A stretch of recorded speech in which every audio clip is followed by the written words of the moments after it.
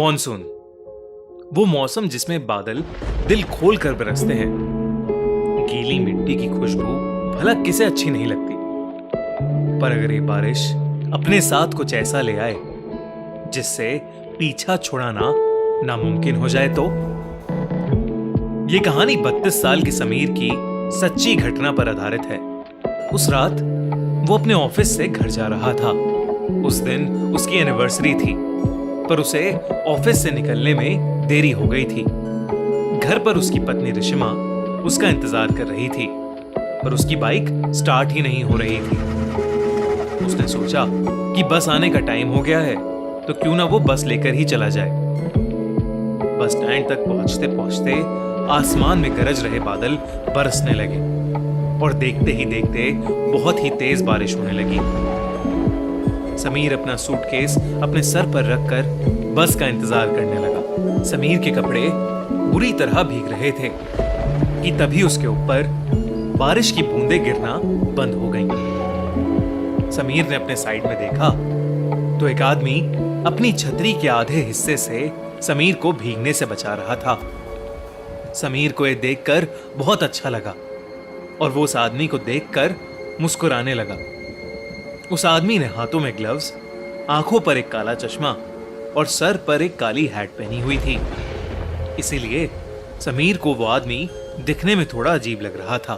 तभी वो आदमी समीर को देखकर कहने लगा, ये दुनिया कितनी अजीब है ना। कहीं बारिश है तो कहीं सूखा, कहीं जिंदगी है तो कहीं मौत। समीर के पास इस बात का कोई जवाब नहीं था। उसने बस मुस्कुराकर अपना सर हिला दिया। उसी समय समीर का फोन बज पड़ा।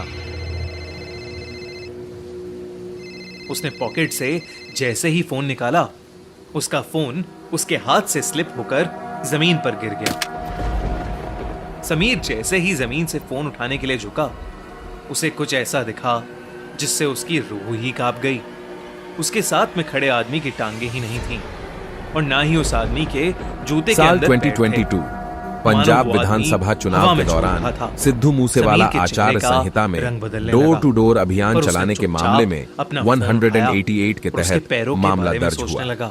सिद्धू मूसेवाला के विवाद पंजाबी सिंगर करण औजला भी काफी फेमस है। सिद्धू मूसेवाला और करण औजला काफी अच्छे मित्र हुआ करते थे, लेकिन दोनों के बीच तनातनी हो गई। सिद्धू मूसेवाला ने मीडिया को बताया कि करण औजला ने उनके कुछ गाने रिलीज से पहले ही लीक कर दिए। इससे पहले करण औजला और सिद्धू मूसेवाला दोनों का एक पंजाबी फिल्म सिकंदर में गाना था, लेकिन करण के सॉन्ग रिलीज होने के बाद सिद्धू मूसेवाला ने इस गाने को यूट्यूब से हटा दिया था। सिद्धू मूसेवाला का 4 मई 2020 को बरनाला गांव में गोली चलते हुए कुछ वीडियो वायरल हुए थे। इस मामले के बाद उन पर हथियार रखने के जुर्म में केस दर्ज किया गया था। हालांकि बाद में जमानत मिल गई। सिद्धू मूसेवाला की हत्या पंजाबी सिंगर और कांग्रेस नेता सिद्धू मूसेवाला की 29 मई 2022 मनसा जिले पंजाब में गोली मारकर हत्या कर दी गई। इस फायरिंग में उनके 3 दोस्त भी जख्मी हुए हैं। यह फायरिंग उस समय हुई जब सिद्धू मूसेवाला अपने 2 साथियों के साथ अपने गांव मानसा जा रहे थे। सिद्धू की कार पर ताबड़तोड़ फायरिंग की गई। उन्हें गंभीर अवस्था में अस्पताल ले जाया गया, जहां डॉक्टरों की टीम ने उन्हें मृत घोषित कर दिया। जब तक उसे वो आदमी दिखना बंद नहीं हो गया। भागते भागते समीर बहुत ज्यादा थक गया था। समीर रोड के साइड पर लगे एक बेंच पर बैठ गया। उसने अपनी तेज चल रही सांसों को नॉर्मल किया, पर तभी एकदम से उसके सर पर पड़ रही बरसात फिर से बंद हो गई। समीर ने सहमी नजर से अपने साइड में देखा तो उसके साइड में फिर वही आदमी छतरी लिए बैठा था। ये देखकर समीर की चीख निकल गई और वो तुरंत उस बेंच से उठकर फिर से रोड की तरफ भागा। रोड पर बारिश की वजह से अब धुंध भी आने लगी थी। आसमान में कड़कती बिजली की आवाज समीर की चीखों को दबा रही थी। थोड़ी दूर आकर समीर फिर से रुक गया। वो बार बार पीछे मुड़कर देख रहा था।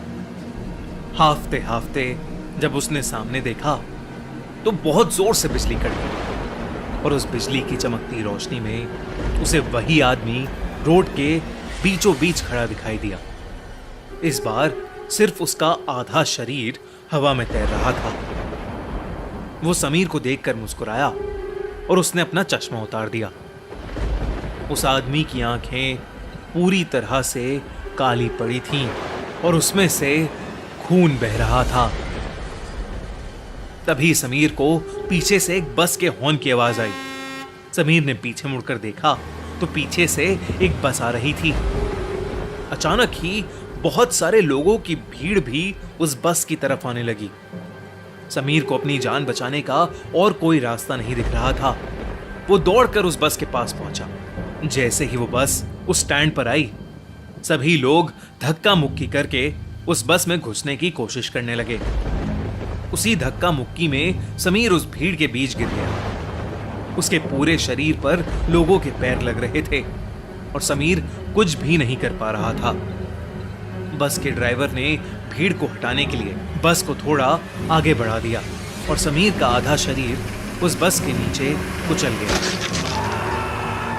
तड़पता हुआ समीर वहीं होश खो बैठा। तभी रिश्मा ऑटो से समीर की बताई हुई लोकेशन पर पहुंच गई।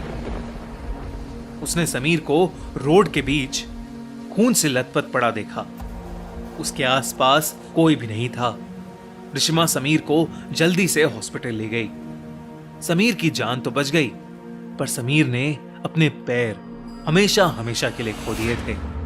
वो अब फिर कभी भी चल नहीं सकता था। जब समीर ने अपने साथ हुई घटना बताई तो कोई भी समीर की बताई हुई बातों पर यकीन नहीं कर रहा था।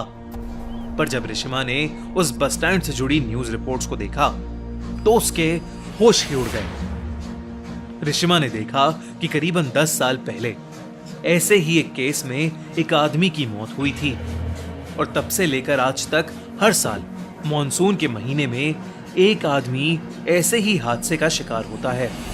और पुलिस को बयान देते वक्त वो सभी एक अजीब सी काली आंखों वाले आदमी के बारे में बात करते हैं। रिश्मा समझ गई थी कि समीर भी उस काली आंखों वाले आदमी का शिकार हुआ है। कुछ ही सालों बाद डिप्रेशन के कारण समीर की मौत हो गई। अब रिश्मा हर साल मॉनसून के महीने में उस बस स्टैंड पर जाती है इसी उम्मीद में कि उसकी मुलाकात उस काली आंखों वाले आदमी से हो जाए। रिश्मा को हमेशा लगता है शायद वो काली आंखों वाला आदमी भी ऐसे ही किसी भीड़ के नीचे आकर मर गया होगा और अब वो सबसे अपना बदला ले रहा हो। रिश्मा उससे ये पूछना चाहती थी कि वो ये सब क्यों कर रहा है, पर रिश्मा को वो आदमी आज तक कभी नहीं मिला और शायद कभी मिलेगा भी नहीं। पर आपको क्या लगता है, कौन था वो आदमी और उसने समीर को ही क्यों चुना?